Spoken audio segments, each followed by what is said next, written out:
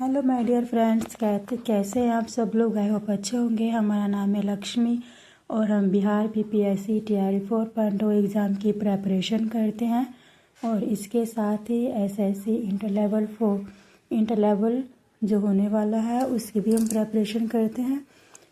तो हम आप लोगों के साथ डेली अपना स्टडी रूटीन शेयर करते हैं। तो ये हमारा न्यू ब्लॉग है जिसमें आप लोगों का वेलकम है।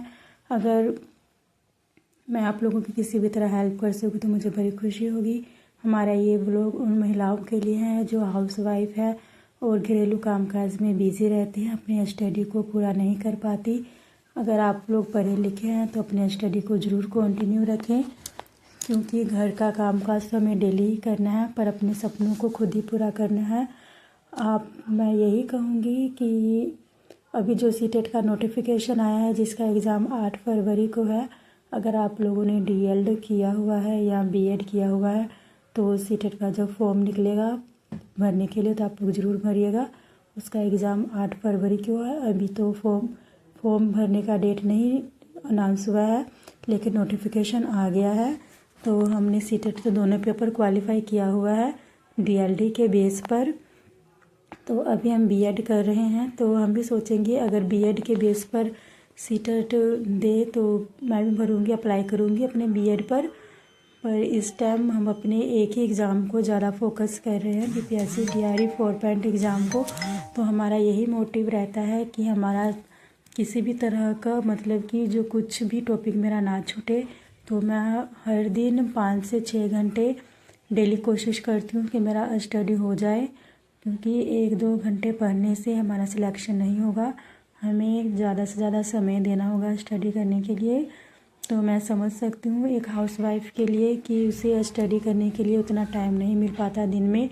तो मैं ज़्यादा से ज़्यादा कोशिश करती हूँ कि रात को ही पढूँ, क्योंकि रात में पढ़ा हुआ जब सब सो जाते हैं तो ज़्यादा दिन तक याद रहता है रात को और सुबह को मॉर्निंग टाइम में।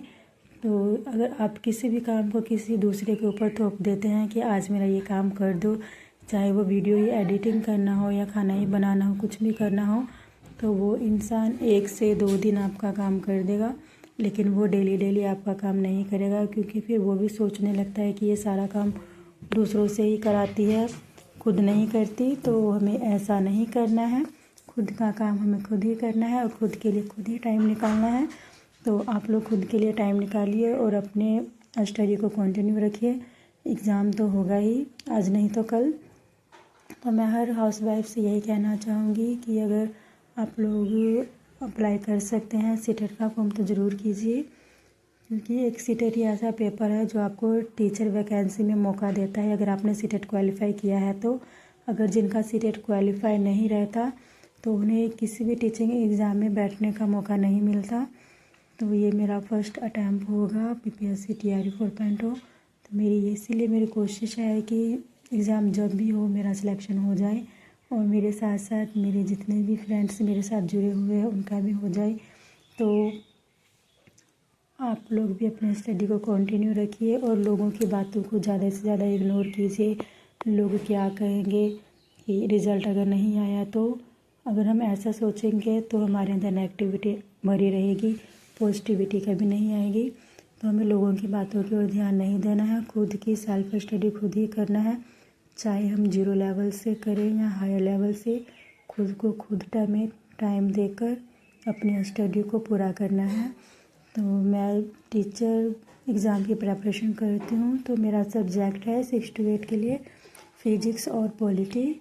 तो मेरा टारगेट रहता है कि मैं ज़्यादा से ज़्यादा टाइम अपने मेन सब्जेक्ट को ही दूँ, पर 1 to 5 का जो मेरा सीटेट है वो भी क्वालिफाई है, तो मैं उसकी भी प्रिपरेशन करती हूँ। तो मैं ज़्यादा टाइम उसमें 1 to 5 में मैथ और रीजनिंग को अभी दे रही हूँ। कुछ दिनों से तो स्टडी नहीं हो पाई थी फेस्टिवल के कारण, पर मैंने कंटिन्यू कर दी है 2-3 दिनों से फिर से लगातार।